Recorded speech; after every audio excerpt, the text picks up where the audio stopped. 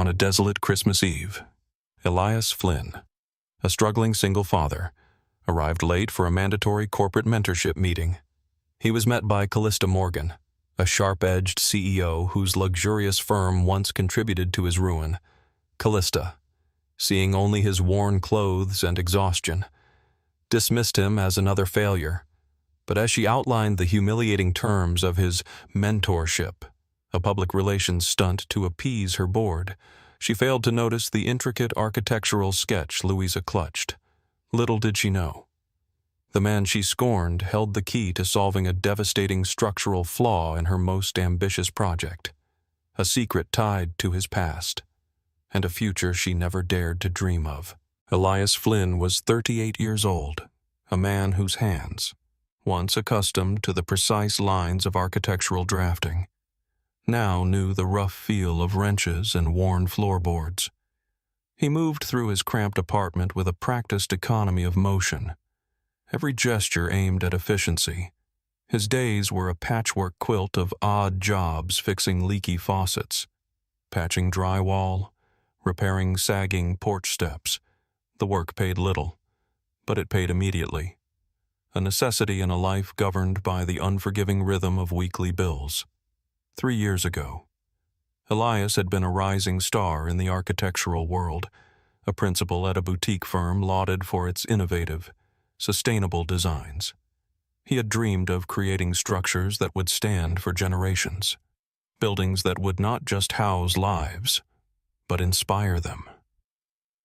Then, the acquisition by Corbin and Morgan Architects had shattered everything. His firm was swallowed whole, his designs absorbed, and his name erased from the patents he had helped create. The legal battles that followed, long and brutal, coincided with his wife's losing fight against a sudden, aggressive illness. He lost his firm, then his wife, and with her, a piece of himself. Now, his world revolved around Louisa Bridget Flynn, his 7-year-old daughter. Louisa, with her bright, curious eyes and a mop of curly brown hair, was a beacon of innocent joy in his otherwise bleak landscape. This morning, she presented him with a lopsided paper crown, painstakingly folded from a discarded cereal box.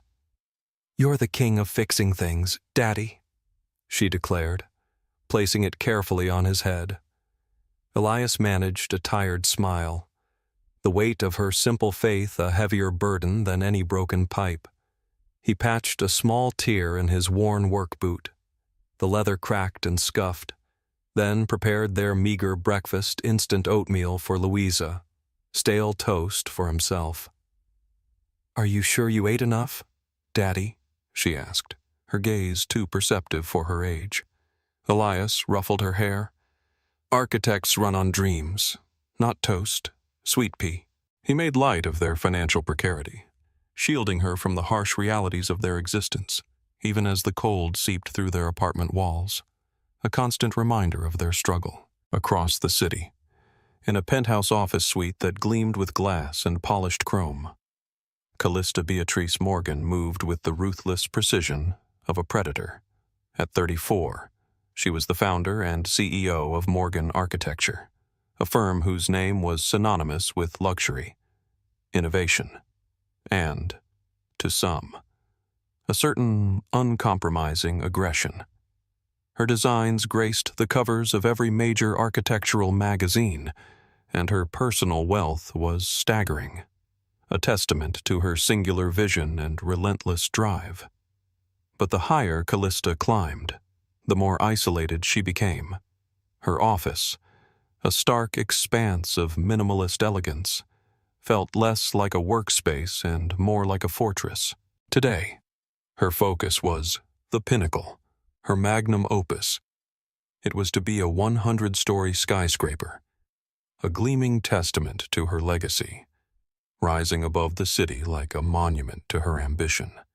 But even as she reviewed the project's intricate plans, a familiar tension simmered.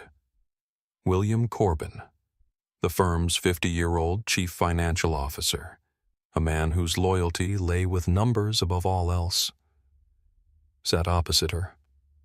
The board is restless. Callista, William stated, his voice a low rumble. The recent acquisitions, particularly the smaller firms, they're generating negative public relations. We need to soften the image. He paused, looking at her with an unblinking gaze. They're pushing for a community outreach mentorship program, something to show we're giving back. Callista scoffed. A mentorship program, William. We design buildings, not charities. She ran a hand through her perfectly coiffed blonde hair. It's a waste of resources, a distraction from the pinnacle. William, ever pragmatic, merely shrugged. Optics, Callista. It's what the market demands, and the board specifically mentioned making amends for certain past acquisitions. Callista's jaw tightened. She knew which acquisition he meant.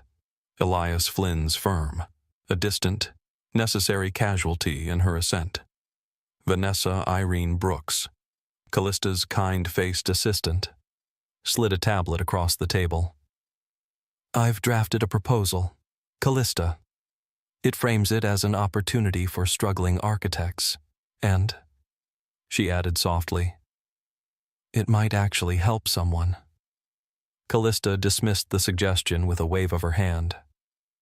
Just make it look good, Vanessa. That's all it needs to do.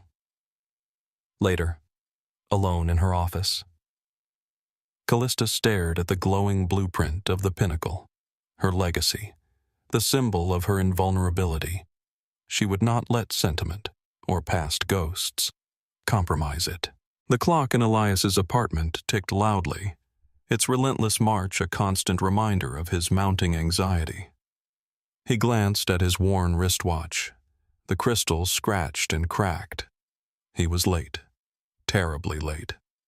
The bus had broken down 3 stops from the Morgan Architecture Building, forcing him and Louisa to embark on a frantic, snow-dusted sprint through the bustling Christmas Eve streets.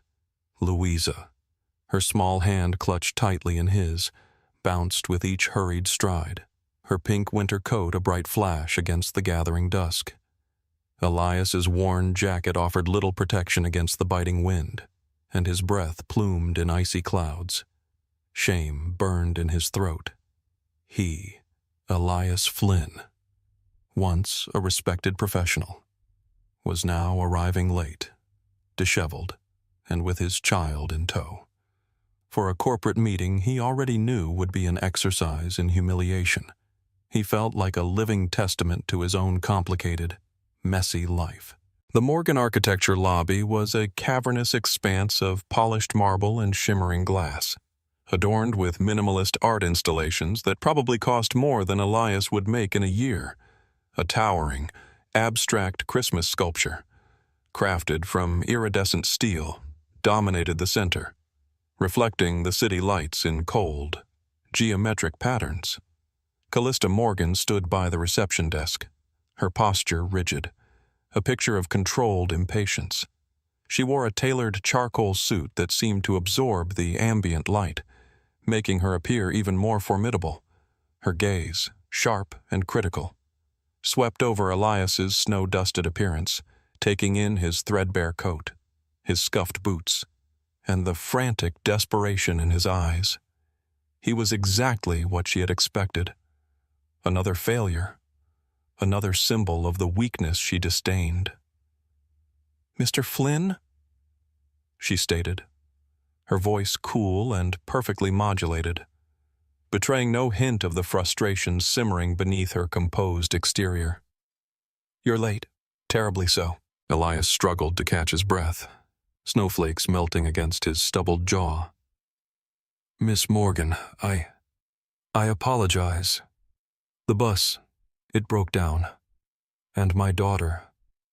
He gestured to Louisa, who, wide-eyed and clutching his hand, gazed up at the towering steel Christmas sculpture with childlike wonder.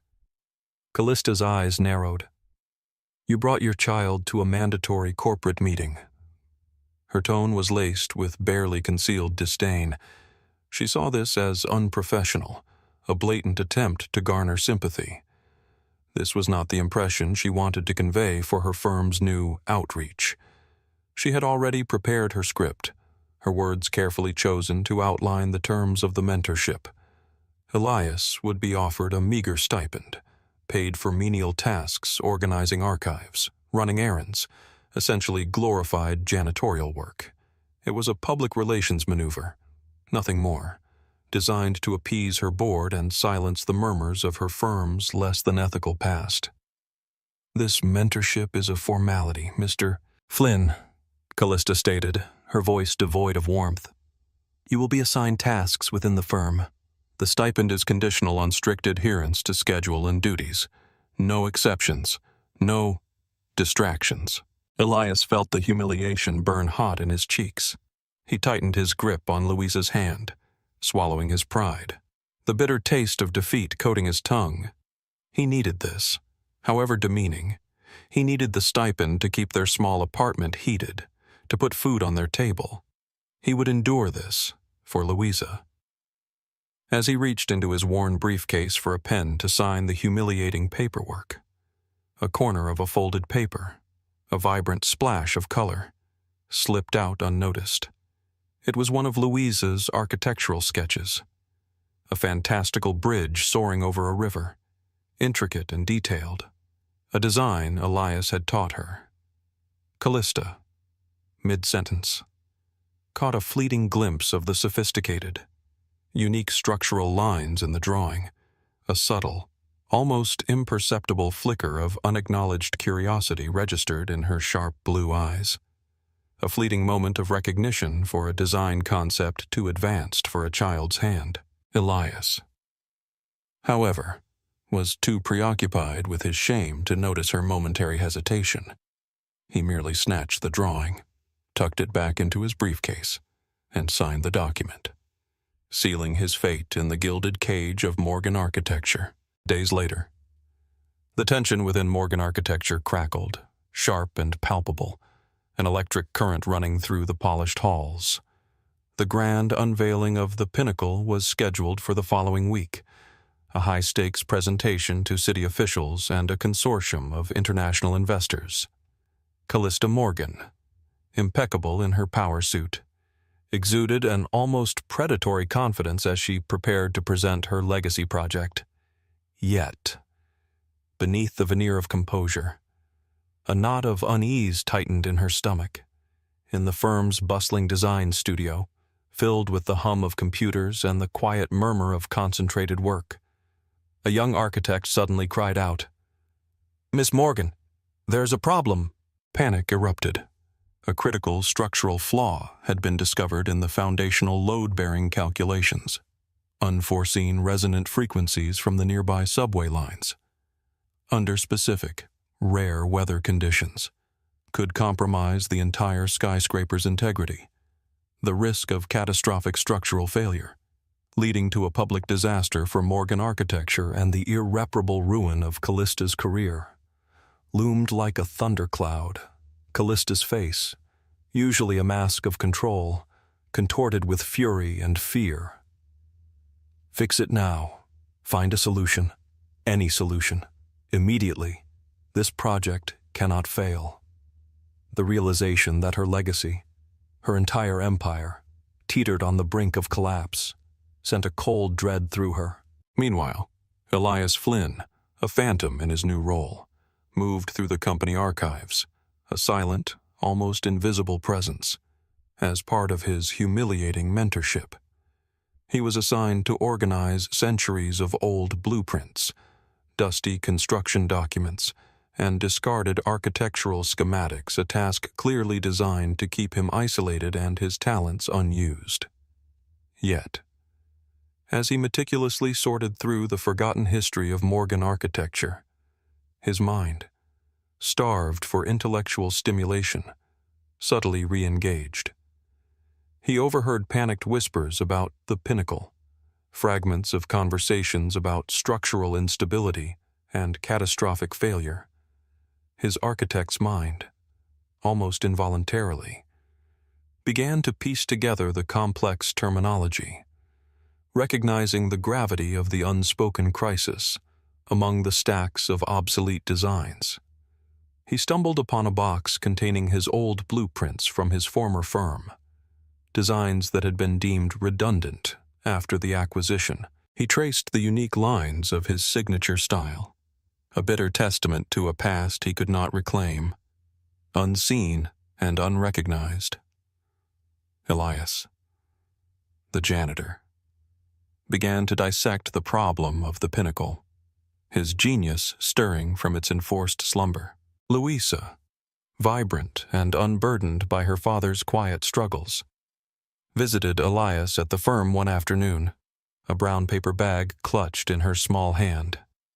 "Daddy, I brought your lunch," she declared, her voice a splash of sunshine in the cavernous office.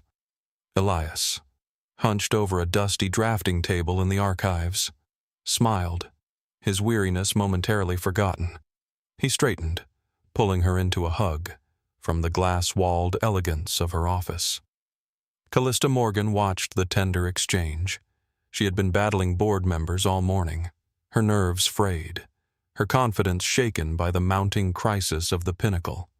She felt a profound sense of isolation, a chilling echo of the loneliness that often plagued her despite her outward success. Louisa, ever the intuitive child, noticed Callista's strained expression. Without a moment's hesitation, she approached the imposing glass door of Callista's office, a small, hopeful figure in the vast, cold space. She held out one of her colorful drawings, a simple cityscape rendered in crayon. "You look sad, Miss Morgan," Louisa announced, her voice soft but clear. "Drawing helps me when I'm sad." Callista, caught completely off guard, stared at the child, then at the crayon drawing. She took the artwork, its simple beauty a startling contrast to the complex, troubling blueprints that littered her desk. For a fleeting moment, the mask of the Ice Queen crumbled. She saw, in Louisa's innocent eyes, a reflection of a younger, more vulnerable self. A girl who had once sought solace in art before ambition and betrayal had hardened her heart. Elias, watching from the periphery, saw a flicker of raw, unexpected humanity in Callista's guarded demeanor, a fleeting glimpse beneath the armor. He had judged her, swiftly and harshly, but in that moment, he realized she, too, carried her own burdens. The encounter was brief, but it left a lingering warmth in Callista's chest, a tiny crack in the impenetrable facade she had so carefully constructed. Silas Corbin, the 50-year-old CEO of Corbin and Associates, moved through the corridors of Morgan architecture like a shark in familiar waters, a powerful board member. His family's investment firm held significant sway, and his ambition was as boundless as his ruthlessness. Years ago, he had orchestrated the hostile takeover of Elias Flynn's architectural firm, burying promising designs to eliminate a budding competitor. Now, he saw an opportunity in Callista Morgan's vulnerability. He subtly fed misleading, subtly incorrect information about the Pinnacle's structural flaw to key board members, escalating the panic and confusion. He knew the true, more complex solution to the resonant frequency problem, a solution Elias had been close to perfecting before the acquisition, but Silas deliberately withheld it, aiming to create maximum chaos and pressure for Callista. His ultimate goal to see Callista fail, to acquire Morgan architecture, and to expand his own empire, eliminating any lingering competition or, indeed, any inconvenient moral compass. Silas also worked to further discredit Elias. He met discreetly with William Corbin, the CFO, reminding him of Elias's past failures and painting him as a potential saboteur, an opportunist lurking in the archives, a risk to the firm's integrity. William, a man of numbers, had always valued efficiency and profit, but he also possessed a deep-seated belief in fair play. Uneasy, he secretly began to retrieve old files related to Elias's acquisition, sifting through the convoluted legal documents, sensing something unethical behind Silas's rush to dismiss Elias's past contributions. He discovered alarming discrepancies, deliberately undervalued patents, suppressed design concepts, and strategic delays in legal proceedings that effectively stripped Elias of his intellectual property. The seeds of doubt about Silas's integrity began to sprout in William's otherwise pragmatic mind. Meanwhile, in the depths of the archive, Elias, surrounded by the ghosts of past projects, had a chilling realization. The Pinnacle's structural flaw, the resonant frequency problem, was eerily similar to a complex counter-vibration dampening system he had designed for an unbuilt, visionary project years ago. His firm had been acquired by Corbin and Morgan before he could patent this specific solution, and the plans, once ahead of their time, had been buried in these very archives. He had the conceptual solution, a unique structural innovation, etched into his memory and hidden in the worn pages of his old sketches. The knowledge burned within him, a powerful, unspoken truth. The news broke like a dam. Silas Corbin, through carefully placed leaks, ensured that the Pinnacle's critical structural flaw became public knowledge. The headlines screamed, "Morgan Architecture's legacy crumbles skyscraper on brink of disaster." The city threatened to halt the project indefinitely. Morgan Architecture's stock plummeted, wiping out millions. Callista Morgan, once the untouchable CEO, now faced career and financial ruin.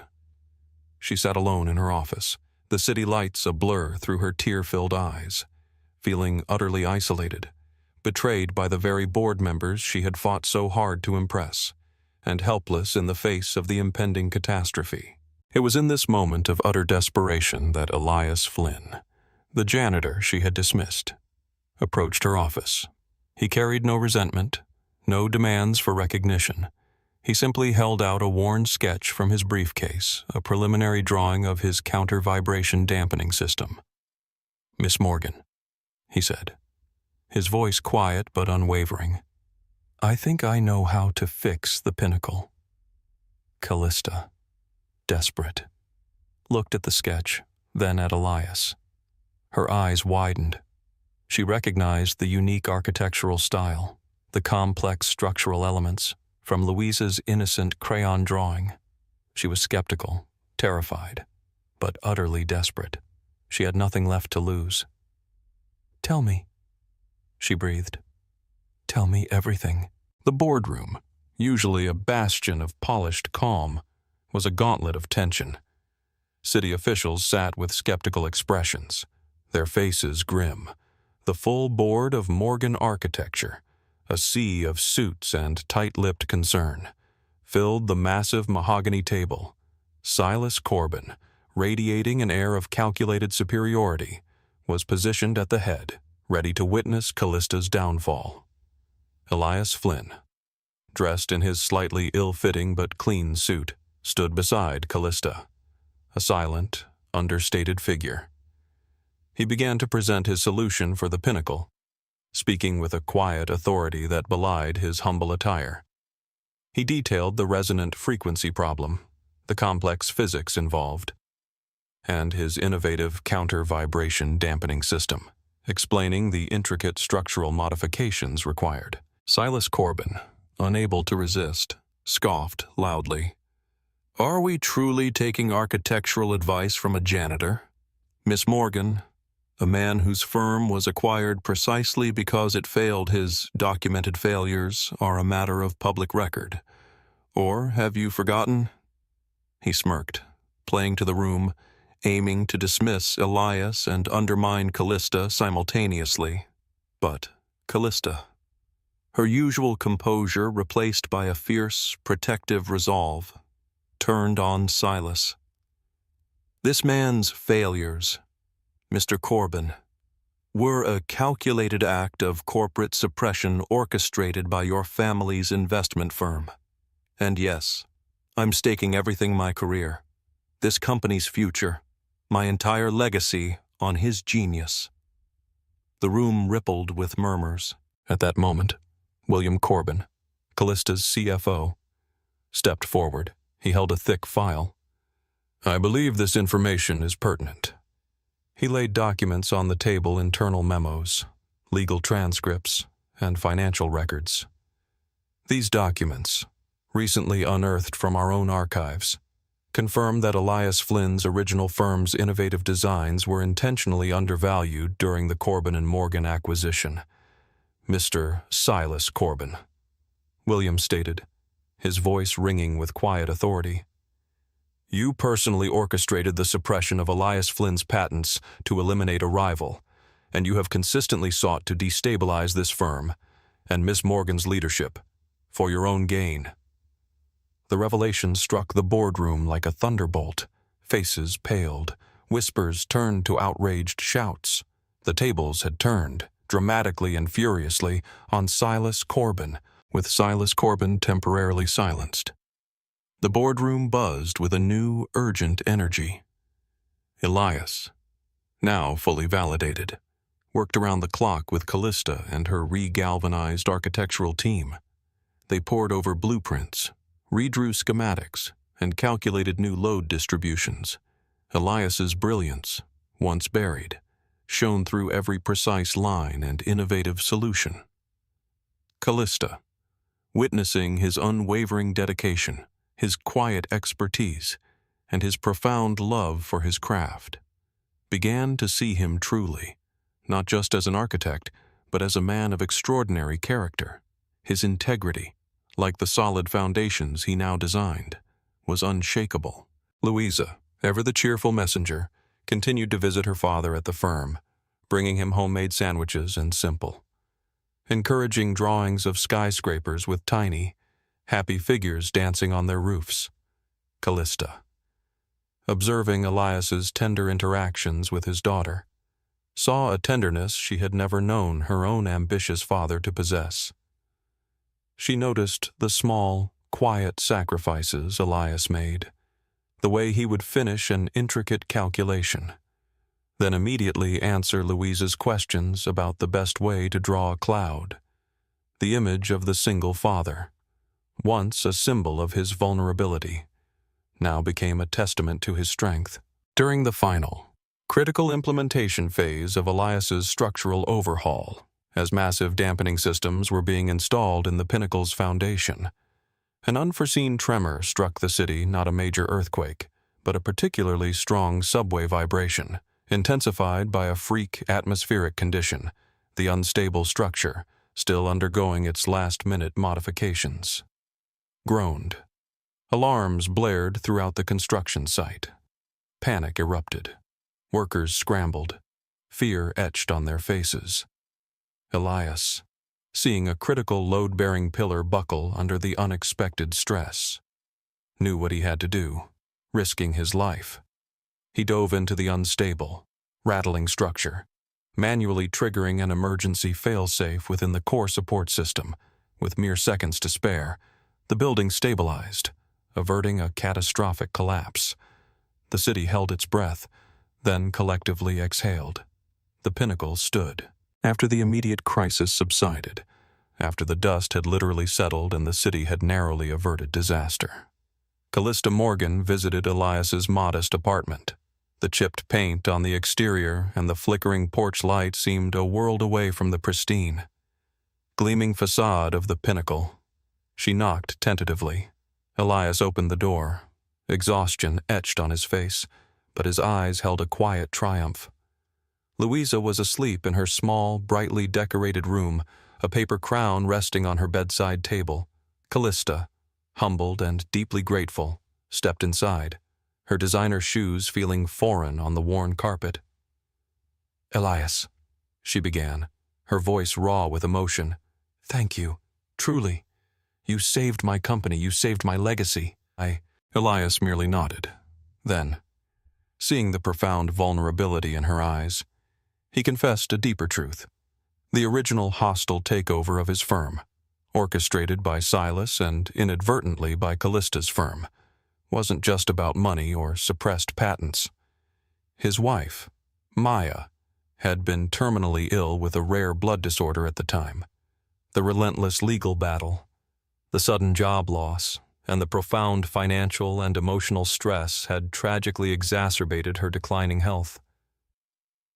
I carry a deep, hidden guilt, Callista, Elias admitted, his voice barely a whisper. I blame myself for not fighting harder, for not being stronger for her, for not shielding her from that chaos. I should have done more. Callista, confronted with the full human cost of her firm's past actions and witnessing Elias's profound, unspoken pain, felt her own carefully constructed walls crumble. She opened up about her own trauma, her father's cold ambition, the crushing loneliness of her success, the constant pressure to prove her worth, and her own hidden feelings of inadequacy, constantly fearing she would never be enough. They found a deeper connection through shared vulnerability. Two damaged souls finding solace and mutual understanding in the quiet intimacy of Elias's humble home. In the wake of the Pinnacle's salvation, the board of Morgan Architecture, now fully aware of Silas Corbin's decades of unethical practices, his past suppression of Elias's patents, and his recent manipulative attempts to destabilize Callista's leadership, acted decisively in a unanimous vote. Silas Corbin was stripped of all his positions and expelled from the board. Legal action, including criminal charges for corporate fraud and patent suppression, was swiftly initiated against him by both Morgan Architecture and Elias Flynn. The firm's reputation, once teetering on the brink of ruin, was publicly restored, and Callista's courageous leadership, her willingness to expose internal corruption, was lauded in the press. She had not only saved her legacy, but had transformed it. Callista, however, used her renewed power not for personal revenge, but for genuine, systemic reform within the company and, she hoped, the wider architectural industry. She knew the cost of unchecked ambition, and she was determined to build a new foundation. Elias Flynn was publicly credited for his ingenious solution that saved the Pinnacle. He was offered a lead architectural position at Morgan Architecture, along with a partnership track, a testament to his undeniable genius and integrity. He accepted, but with a condition: he wanted to lead a new, dedicated division focused on ethical urban development, designing affordable, sustainable housing, not just luxury skyscrapers.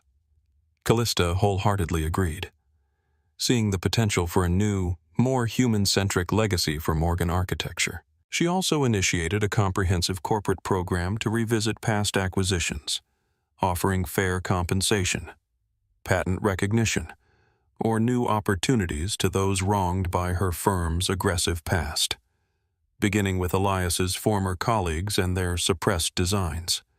It was a painstaking, often uncomfortable process, but it was essential for healing the old wounds. 1 year later, it was Christmas Eve again. The city glowed under a fresh dusting of snow, its lights twinkling like scattered diamonds.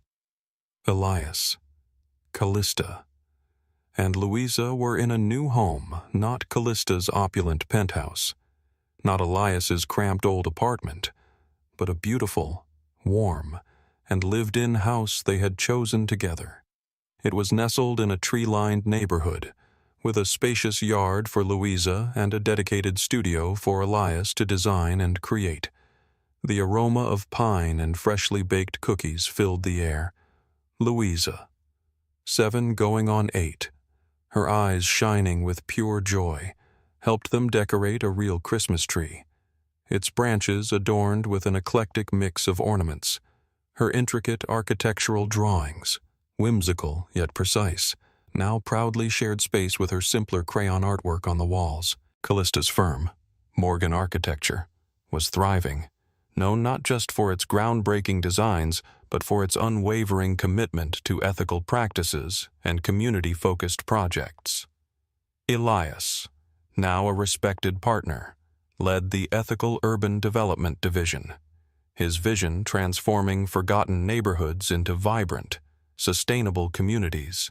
William Corbin, Callista's steadfast CFO, though still a man of numbers, had become a staunch advocate for the firm's new direction, recognizing that true profit could indeed align with profound purpose. Henry Corbin, Silas's father, an older, now humbled and respected architect who deeply regretted his son's actions, approached Elias. He offered to collaborate on new ethical projects, openly acknowledging Elias's unique vision and integrity. He had seen the truth of Elias's work, and the grace with which he carried it. A quiet, tender moment unfolded between Elias and Callista by the softly glowing fireplace. They exchanged Christmas gifts not expensive, but deeply meaningful. Elias presented Callista with a small, intricately carved architectural model of their new house, a symbol of the home they had built together, not just within four walls, but in their hearts. Callista, in turn, gave Elias a rare, vintage first-edition book on sustainable urban planning, a nod to his renewed passion and shared vision. They watched Louisa sleep peacefully in her new room, her future now secure and filled with endless promise. Callista's voice, soft and reflective, filled the quiet room. I once thought success was built on cold steel and sharp ambition, on rising above everyone else. But Elias, she murmured, her gaze meeting his, you taught me that the strongest foundations are built on truth, integrity, and the honest, messy beauty of a family you choose. You didn't just rebuild a skyscraper, you rebuilt my world. The final shot framed the three of them, Elias, Callista, and Louisa, standing by a window, looking out at the city lights.